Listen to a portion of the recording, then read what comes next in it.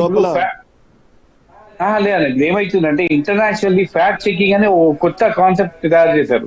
అంటే ఇప్పుడు ఈ వీడియో కానీ ఒక వార్త కానీ కరెక్టా ఫేకా అంటే ఫ్యాక్ట్ చెకింగ్ ఒక కొత్త టీం పెట్టారు. ప్రతి ఒక్క వెబ్సైట్ లో కానీ మన టీవీ ఛానల్లో ఫ్యాక్ట్ చెకింగ్ టీం పెట్టుకున్నారు. ఇప్పుడు పర్టికులర్లీ మనకు ఫేస్బుక్ వాళ్ళు పెట్టారు. They are sponsoring lot of money on that. ఈ ఫోటో పబ్లిష్ అయింది అనుకోండి, అది ఫేకా ఒరిజినల్ తెలియదు.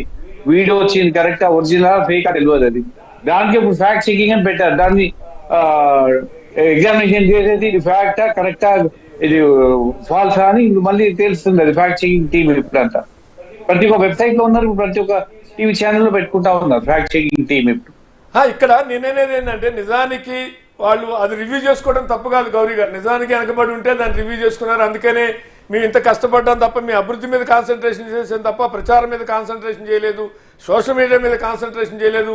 మేది రాష్ట్రానికి మంచి చేయాలని మెడికల్ కాలేజీలు తెచ్చినాం, అవి తెచ్చినాం, ఇవి తెచ్చినాం తప్ప సోషల్ మీడియా మీద ఇలాంటి అడ్వర్టైజ్మెంట్ మీద చేసిన పని చెప్పుకోవడానికి మేము కాన్సన్ట్రేషన్ చేయలేకపోయినాం అంటే కూడా తప్పులేదు. కానీ అది కూడా చేశారు కదా. చేసిన తర్వాత ఏ అంశం ఓటమికరమైందో అంటే అనేక అంశాలు చేశారు. సంక్షేమ పథకాలు అమలు చేసినా ఓట్లు రాలేదు అని అనుకుంటే, లేదు సోషల్ మీడియాని వాడుకోవాల్సినంత వాడుకున్నా సోషల్ మీడియాలో మనల్ని ప్రజలు ఎందుకు నమ్మలేదు. కాంగ్రెస్ సోషల్ మీడియాని వాడుకుంది, బీఆర్ఎస్ సోషల్ మీడియాని వాడుకుంది, బీజేపీ సోషల్ మీడియాని వాడుకుంది. కానీ ఏదో ఒక మీడియాని నమ్మారనుకుందాం. సోషల్ మీడియాలో 3 పార్టీల్లో కాంగ్రెస్ చేసిన ప్రచారాన్ని నమ్మారనుకుంటే మీరు చేసింది ఎందుకు నమ్మలేదు, అది కూడా ఒక రివ్యూ చేసుకోవాలిగా.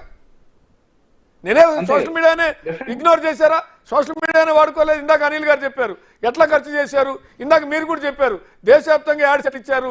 దేశవ్యాప్తంగా వివిధ భాషల్లో, అది మలయాళమా, తమిళ, కన్నడ, లేకుంటే ఏ భాషలు ఉంటే అన్ని భాషల్లో, బెంగాలియా, అన్ని భాషల్లో ఉన్న పత్రికలు కూడా ఇచ్చారు.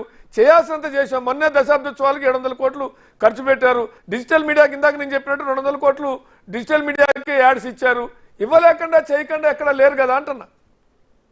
రివ్యూ చేసుకోవాల్సిన అంశాలు ఎలా ఉండాలి అని.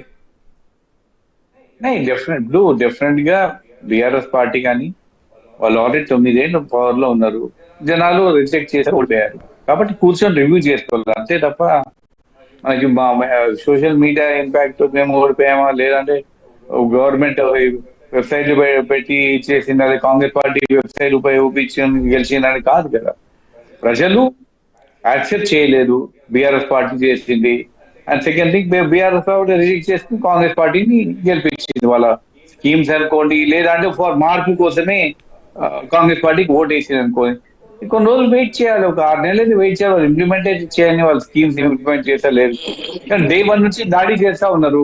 కాంగ్రెస్ ఫెయిల్ అవుతుంది, కాంగ్రెస్ గవర్నమెంట్ పడిపోతుందని. ప్రజలు హర్షించారు ఇది. ఎందుకంటే మనం డిఫీట్ అయినా కూడా గ్రేస్ఫుల్లీ యాక్సెప్ట్ చేయాలి.